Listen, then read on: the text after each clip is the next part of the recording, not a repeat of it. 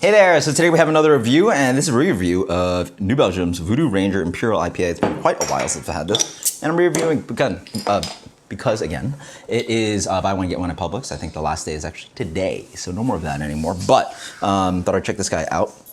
Got a 6-pack of it, and this is a dangerous one. This is a 9% beer. It is, I don't know when it's bottled.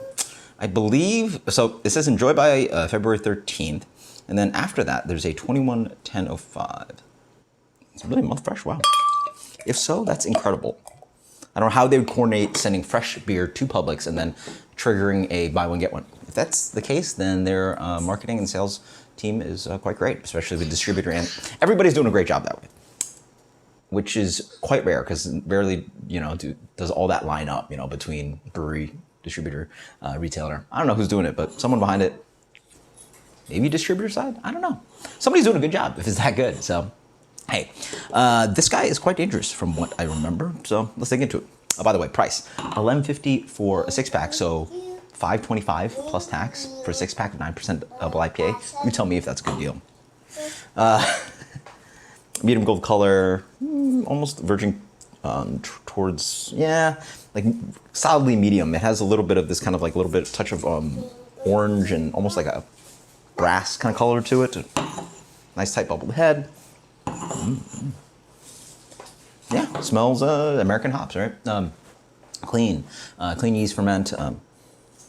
It's just got that classic, a little bit hits of crystal malt, a little bit of crystal sweetness, but it's relatively updated. It doesn't have that big kind of like caramel sugar, grapefruit bomb, something like torpedo. So it's that slightly updated tone of West Coast IPA, whereas there's a hint of that kind of like light bready / biscuity malt character, along with just tons of vibrant American hopping. So we're talking about pine, we're talking about a little bit of florals, we're talking about grapefruit zest, hints of marijuana. The sweetness plays well into that, a little bit diesely dank. Yeah, quite nice, just great nose, yeah. Immediately triggers aromas of, in the vein of something like Russian River, and on the palate. Honestly, you're there. For a cheap man's kind of, I guess I didn't. Oh no, I did. I did Pliny for President, right? And also, Scott was nice enough to send Pliny the Younger, What a Whale to Finally Slay. Honestly, you're solidly there. It's crazy that a shelfie like this is even like somewhat remarkably close, considering those are like so sought after. Russian River, big name, but this is just in the same vein. It is an updated West Coast IPA. Again, you're pulled back from the crystal malts. It's honestly just a pretty dry, big beer that is dank, not very fruity. It's driven by a good amount of this kind of just like chemically dank character, a little bit diesely. You get a little bit soily on it as well. And then the fruit character is restrained, malt character is restrained, bitterness is restrained, which is crazy. West Coast was known for just like shreddingly bitter. This is really just a almost leaning in the Belgian realm of brewing in my mind. It's well, at least without the esters and phenols. It's just high drinkability. Instead of esters and phenols, relying on that kind of like dankness of the hops. So you get the floral, you get the lightness, but also instead of phenols, you get the base tone of those kind of like soily, dank, diesely hops. So wow. Yeah, honestly, like if somebody was curious, like, oh, I've never got to try Pliny or the Russian River IPA, blah blah blah beer. I mean, obviously side by side, I'm sure they're different, but same vein of beer. I mean, you're talking about a big elevated alcohol beer, 9%, super sneaky, drinkable, dry, restrained on bitterness, restrained on crystal malt, restrained on malt flavor in general, and just dank and diesely.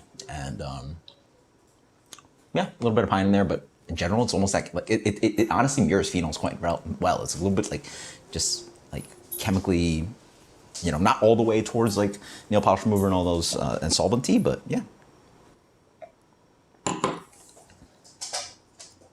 Definitely some soily going on. Yeah, I mean, for me, I personally prefer a little bit more aromatic kind of food character. I would love it to have these kind of characteristics, but have it like smack of like you know, pineapple, grapefruit, you know, something to have the top tone, like those pretty high notes along with the base tone flavor. But that's what they make, and it's crazy drinkable. They even sell this in stovepipe 25-ounce cans, which is absolutely insane. Which is like 4 drinks in a single can, which I've never attempted. I'm sure after one of those you'll feel real good, or bad depending on how how you see it. But be careful with this guy. 9%. It is silly drinkable. I mean, I would have guessed 8, maybe 7.5. This is a full 9. Be careful. This is crazy good. What a great deal. Maybe I should have bought more. I only did 1 6-pack of this guy, but I went for a few other of the New Belgium. So highly recommended. Again, if you're just looking for updated West Coast style IPA, if you can't get your hands on Russian River, this is it. And as for rating,